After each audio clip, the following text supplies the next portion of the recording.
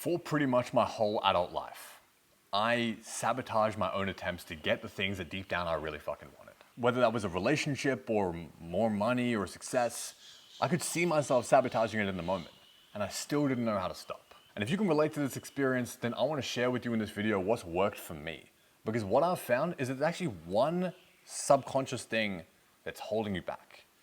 And there's one simple question that you can ask to help you get to the root of what is really fucking going on, so you stop beating your head against the wall with the same actions that are not working and start to break these patterns of self-sabotage and actually pursue the things that you want in a way that gets you closer. My name's Fernandez, and this channel's all about helping dudes get out of their head and into their power, so that you can have fucking awesome relationships and build the kind of confidence that you don't need to fake. If that sounds good, I'd love you to subscribe. Otherwise, let's get into this question. So, the question that you can ask yourself is, for what part of me is getting the thing that I want unsafe? I want you to picture right now in your mind the thing that you've been trying to go after but haven't been able to get. And just think, for what part of myself is getting that thing not safe? Now, to help you get the most out of this question and squeeze the most juice out of this, I've left you with a step-by-step exercise at the end of this video. But first, there's two quick but important things that we really need to understand. Thing number one, there are many parts of you. We are not just one thing. Our subconscious and our thoughts are made up of infinite different things, often conflicting parts of us. There's the part of us that feels angry at shit. There's the part of us that feels pretty happy. There's the part of us that feels sad. There's the part of us that feels like we're just doing our best. And there's a part of us that also judges ourselves for not being further along, even though we're doing our best. And these sometimes conflicting things swim in the soup of our unconscious to make up our beliefs, our memories, and downstream of those, our automatic behaviors. Thing number two that we need to understand is that your subconscious is always trying to keep you safe. We are running off 300 million year old hardware in our brains that first was found in mammals called the limbic system and sometimes referred to as the emotional nervous system, that is this threat perception system to help animals and mammals survive. And the key is that this evolved much, much earlier than did our prefrontal cortex, which is where all of the kind of higher order rationalizing and decision making is done. So what that means is that threat perception system is online much, much earlier than we're really having language or really understanding how the world works. So the consequence of that is that our understanding of what is safe and unsafe is much more emotional than it is rational. And this is why our behavior and our actions and our thoughts and our emotions run counter so often to the things that we logically think we want. You think that you want that relationship. You think that you want that success and the career and the fame and whatever it is. But you've learned somewhere along the line that pursuing that or attaining that is actually not safe. Now, you might be thinking like, what the fuck could be unsafe about having an amazing, healthy relationship, right? Well, for example, you could get really vulnerable and be laughed at or ridiculed. You could really let somebody in to the deepest place in your heart, and you could be rejected for who you really are, not for the mask that you put on to keep yourself safe. You could really fucking commit and go all in and burn the boats on the thing that you fucking truly desire and you feel is your calling, and do your best and find out that your best is not good enough and you fail. These are the things that our subconscious protect ourselves from. It's why it's the things that we want the most are the things that we have the most subconscious protection mechanisms around. Because when our subconscious perceives danger, it does subconscious things to keep us safe from that danger. And that's why more action, more, oh, maybe I just need to read this another book, or maybe I just need to change this thing, is not, it's on the surface. It's not getting to the deeper emotional problem that is holding you back. The subtle sabotages or the emotions that come up in these moments that we feel like we can't control. But there's a way to get to that subconscious, which is I'm gonna tell you an exercise that you can do right fucking now. Firstly, a quick note. What comes up when we go into the subconscious, depending on the experiences that you've had in your life, can be uncomfortable, it can be confronting, it can be painful, stuff can express through our body.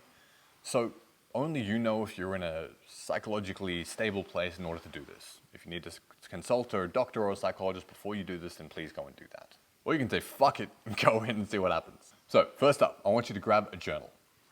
And I want you to write at the top of the page, what is one thing that you feel like you've been pursuing but you've been unable to actually get closer to or retain.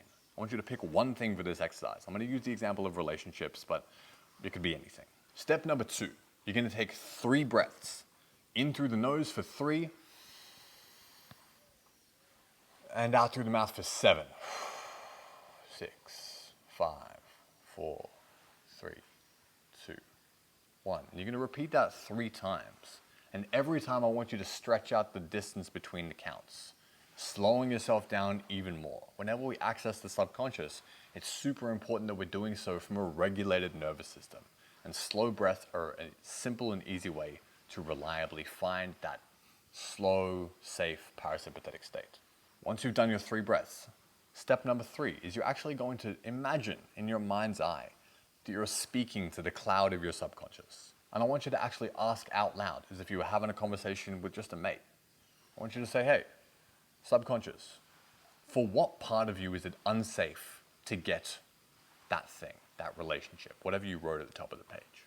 And I want you to sit down and just slow down and just wait, almost like you're meditating, and just observe what comes up. And just see if anything comes back. Might feel like a little bit strange. That's okay. But I want you to really slow down and just perceive. It's kind of like if you've ever used one of those magic 8 balls, where you shake it up and it's got a little window on it and a pyramid shows up with an answer on one side, and you ask it a question. Sometimes when you shake it, the pyramid gets stuck, and you need to shake it again and ask again. But eventually, some kind of answer comes back. And our subconscious is really similar. In the beginning, it can be a little bit blurry or a little bit unsure. But if we slow down enough and we create enough emotional and nervous system safety, something will come through and arise. It could be a memory. It could be something that you observed or experienced in school or with your parents. It could be a feeling. You might be able to feel it somewhere in your body in particular. It also might be some kind of feeling of guard or protection. Whatever comes up, I want you to open your eyes up after some time and spend some time journaling on the thing that came up. I want you to write truthfully and without judgment. If it's a memory, I want you to unpack. How did that feel for me at the time? What was that experience like? What are the things that I subconsciously learned from that experience? What did I make that mean at that time? Even if it is not serving you now, even if it's not a productive behavior anymore, I want you to understand that whatever that was serving you at that time. And so the final step and the most important step, do not skip this and make this a purely intellectual exercise, is I want you to spend some time offering some compassion. Put your pen down, close down your eyes again, and just generate some compassion for that experience that you had or for that part of yourself that came up. This is a skill. It can feel a little bit awkward if you haven't done it before. It can feel like, am I doing it right? That's okay. Treat it like a practice. And offer some compassion, because no matter what it is, it doesn't fucking define you. And whatever it was serving you at that time. Offering the compassion and generating that from a slow and safe nervous system is how we get under the hood of our beliefs. When we create a state of love or compassion, we're actually helping what's called a detemporalized phenomena, which is basically something, a memory or a traumatic experience, even if it wasn't capital T trauma, that is calcified or stuck in our past. And we experience those in our nervous system as if they were still happening in the present. And when we offer compassion and we really slow our nervous system down, it can help those past beliefs start to soften and start to contextualize where they sit in time, so they understand that they no longer are happening in the present, the threat no longer exists in the present, and therefore those protective mechanisms no longer need to continue to fire off in our present or in our future. This exercise can help you get to the bottom of what's been holding you back. I want to close out by reminding you that this is all a skill, and I'm curious to hear. Leave me a comment down below if you tried this exercise and if something meaningful came to the surface.